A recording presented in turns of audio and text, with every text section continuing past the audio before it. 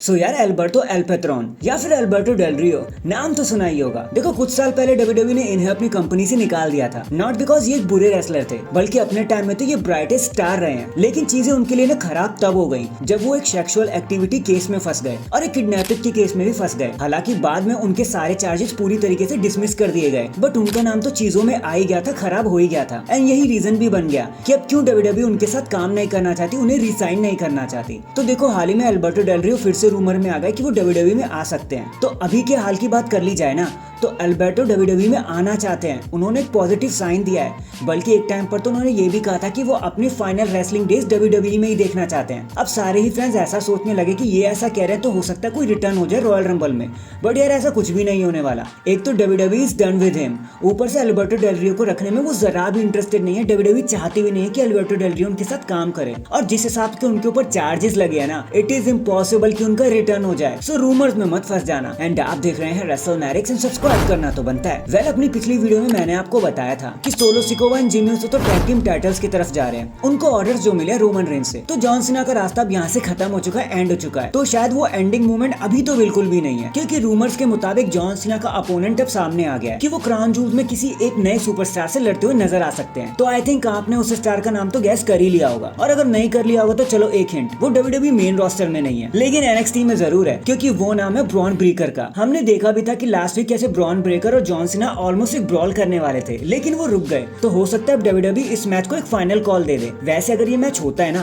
तो सबकी नजरें फिर से इस मैच पर ही हो जाएंगी, क्योंकि नॉट ओनली ये अलग फील लेके आएगा, एक फ्रेश मैच लेके आएगा, बल्कि ब्रॉन ब्रेकर को मौका मिल जाएगा कि वो खुद को प्रूव कर सके against the greatest of all time John Cena. अब देखते हैं डब्ल्यूडब्ल्यूई इस चीज को करती भी है या नहीं। वैसे अगर कर देती है तो ये चीज बहुत ज्यादा सेंस बनाएगी। बाकी आपको इस मैच के बारे में जानकर कैसा लगा, कमेंट करके जरूर बताना कि आप क्राउन जूल्स में ये मैच देखना चाहते हो या नहीं। नेक्स्ट अब यार इसको ध्यान से सुनो। हाल ही में अभी WWE hall of famer road dog ने एक इंटरव्यू दिया था, तो एक स्टेटमेंट देते हुए उन्होंने कहा कि यार ऑर्टन के साथ ना कोई स्टोरी लाइन लिखना बहुत डिफिकल्ट हो जाता है। वो अपने काम में इतने ज्यादा परफेक्ट है, इतने ज्यादा माहिर है कि आप उनके लिए कुछ भी छोटा तो बिल्कुल नहीं लिखना चाहोगे। उन्हें अपने हिसाब से चीजें मोड़ना बहुत अच्छे से आता है, एंड चाहे हील बनना हो चाहे फेस बनना हो, दोनों ही चीजों में it's difficult to write perfectly with Randy Orton. उन्होंने तो यहाँ तक कह दिया कि जब उन्होंने पहली बार रेंडी ऑर्टन को देखा था ना, तो वो सीधा उनके चेहरे पर गए और ये कह दिया कि यार रेंडी ऑर्टन आप ग्रेटेस्ट ऑफ ऑल टाइम हो, आपके जैसा स्टार मैंने रेसलिंग इंडस्ट्री में कभी देखा ही नहीं।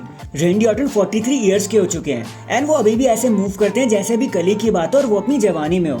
उन्होंने तो यहाँ तक कह दिया कि रेंडी ऑर्टन अभी हाल फिलहाल परफॉर्मेंस सेंटर के आसपास देखे गए हैं, एंड खुद रोड डॉग भी वेट कर रहे हैं कि कब रेंडी ऑर्टन का रिटर्न होने वाला है। भाई साहब, अब रोड डॉग जैसा नाम अगर रेंडी ऑर्टन के तारीफों के पुल बांध रहा है, और अगर वो भी रेंडी ऑर्टन के आने का वेट कर रहे हैं ना, मतलब हम सभी को अब रेडी हो जाना चाहिए। ऑर्टन बस यही कहीं है, पीछे छुप के बैठे हैं, कभी भी स्ट्राइक कर सकते हैं। So watch out for this. In the and अब जरा दिल थाम के बैठ जाओ, क्योंकि रेसलमेनिया 40 की पूरी लिस्ट, पूरा हाल आपके सामने बयां करने वाला हूं मैं। सी अभी क्राउन जूल्स भी नहीं हुआ, सर्वाइवर सीरीज रास्ते में है और आधा साल बाकी है, और डब्ल्यूडब्ल्यूई ने पहले से ही रेसलमेनिया 40 को लिखना शुरू कर दिया है। यहाँ तक कि पूरी की पूरी इवेंट की लिस्ट ही निकल के सामने आ गई है कि कैसे कैसे मैचेस हो सकते हैं। जहाँ सबसे पहला नाम जो रूमर में है ना, वो है Rhea Ripley versus Bianca Belair for the women's championship, Becky Lynch versus Jade Cargill, Iyo Shirai versus Bayley, Jimmy Uso versus Jey Uso brother versus brother match, Kevin Owens versus Sami Zayn, John Cena versus Logan Paul, bad money Damian Priest versus Finn Balor and JD McDonagh. अब जरा main event पर नजर मार ली जाए, जहां सबसे पहला match आ रहा है Gunther versus Brock Lesnar for the intercontinental championship, Seth Rollins versus CM Punk. यार ये मैच अब भी फ्रेम में, बल्कि सीएम पंक तो आए तक नहीं। इसके बाद Cody Rhodes versus Roman Reigns night 1 के मेन इवेंट के लिए वर्सेस द ब्रामा बोल द रॉक नाइट 2 के लिए। अरे मैया रे, अगर ये सारे मैचेस सच में बुक हो जाते ना, तो I must say this would be the biggest hard hitting WrestleMania of all time.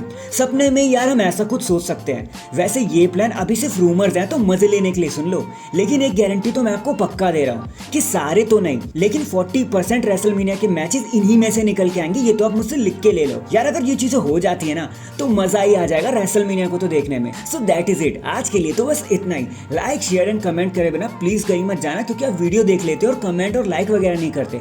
कर दिया करो यार, आपके लिए तो करता हूँ मैं ये सब। एंड चैनल पर नया है तो चैनल को जल्दी से लाइक एंड सब्सक्राइब कर दो। बाकी मैं मिलता हूँ आपसे किसी और अपडेट के साथ, तब तक के लिए अपना ख्याल रखें और खुश रहें।